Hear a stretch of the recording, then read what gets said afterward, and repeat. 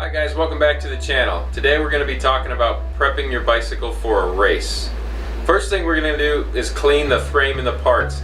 A quick clean of the frame and parts will give you the opportunity to inspect them for any undesirable weight. It's also a good idea to do this a couple days prior to your race. That way if you need anything you have time to purchase it or take care of it before the actual event. Alright, so we're going to start with just kind of a general clean. I got some hot soapy water here. So we're going to take that and we're just going to get all this mud and gunk that I've accumulated on this bike off. And as we do that, we're going to inspect. We're going to inspect for any damage that may have occurred. So now we're going to start cleaning this thing and yeah. We'll do some time lapse.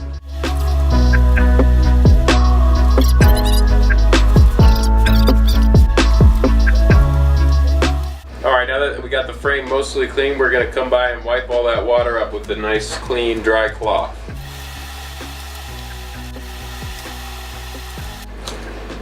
Even if you're not racing, it's a good idea to do this to your bike periodically. That way you can keep it in good shape and it'll last for you much longer.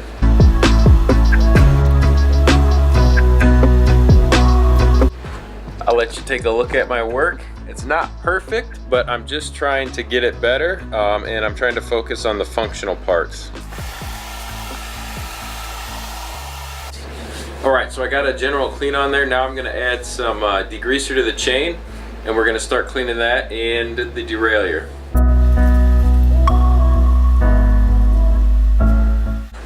You also want to be very careful when applying the WD-40. You want to make sure you don't get any overspray and get it on the disc. If you don't have a lot of can control, it's safest just to take the wheel off.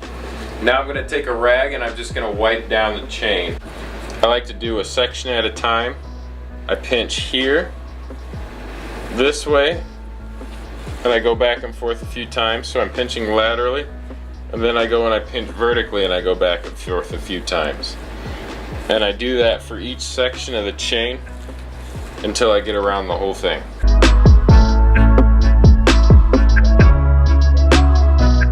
Alright guys, next you want to re-lubricate your chain. You don't want to just leave that WD-40 on there. You want to use some sort of bike specific lubricant.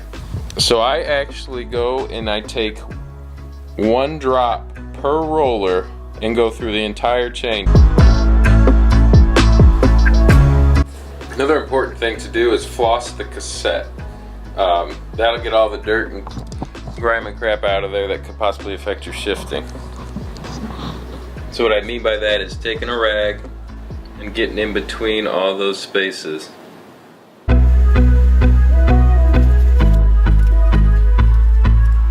Alright, now that we're done with the general cleanup, we want to go ahead and start with our inspections. So first thing I want to do is I want to check the hubs. So I'm going to grab the wheel and I'm going to try and move it side to side and see if I have any play there. That should feel nice and tight. There should be no wobble. I'm going to do that for both hubs. And then I'm going to check the trueness of the wheels. So I'm going to get the wheel spinning. I'm going to put my thumb up next to it to use it as a gauge. So upon this inspection I found that I do need to true my wheel. So that's a job I'm going to take on. I'm not going to cover all the details in this video. So now that we've checked the hubs, we're going to go around and we're going to grab all the spokes. So I'm going to grab a pair of spokes and I'm going to squeeze them. Right now I'm checking to see that I have none broken, and I'm checking to see that they're all nice and taut. Alright, so now that the wheels have gotten their inspection, we're going to do a quick inspection on the crankset and make sure that the bottom bracket is properly tight. So you just want to take the crank, you want to grab both sides of it and then just put some lateral force on it side to side. And if you don't feel any play, you're good to go. And now we're going to take a quick look at the tires. So we're just going to spin the wheel and we're going to be looking for anything that may be lodged in the tire, and we're also going to see how much they have worn.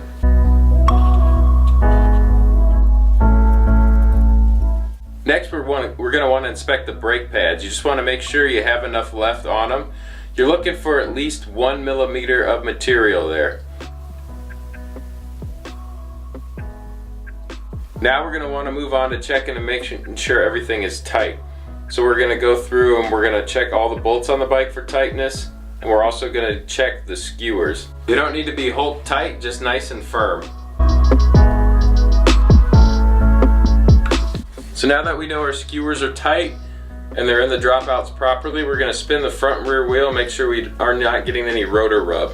This is something that's more easily heard than seen. So you spin the wheel and you're just going to listen for it. That is aligned perfectly. Now we're going to move on and check the headset. It's best to do this with the bike on the ground. So you want to grab both brakes. You want to align your weight into the stem, and you want to push. You want to push on the bike with the brakes locked and pull. And what you're doing is you're feeling for any play coming from the headset. Your bike should feel solid when you do this. If it does not, then you probably need to tighten your headset. Now we're going to move on and make sure everything functions properly. So that just means spinning the crank and going through the gears and making sure that it shifts accurately. Alright, now that we know we have accurate shifting, it's a good idea to make sure the dropper's working. Alright, so I'm just going to check the dropper actuation. I'm going to apply some weight to the seat, push it down, make sure it pops back up. Boom, no problems. Okay guys and gals, I hope this video has helped you plan for your race or prep for any event you may have coming in the future. If you have any comments, be sure to leave them below. And as always, please like and subscribe. Thanks for watching.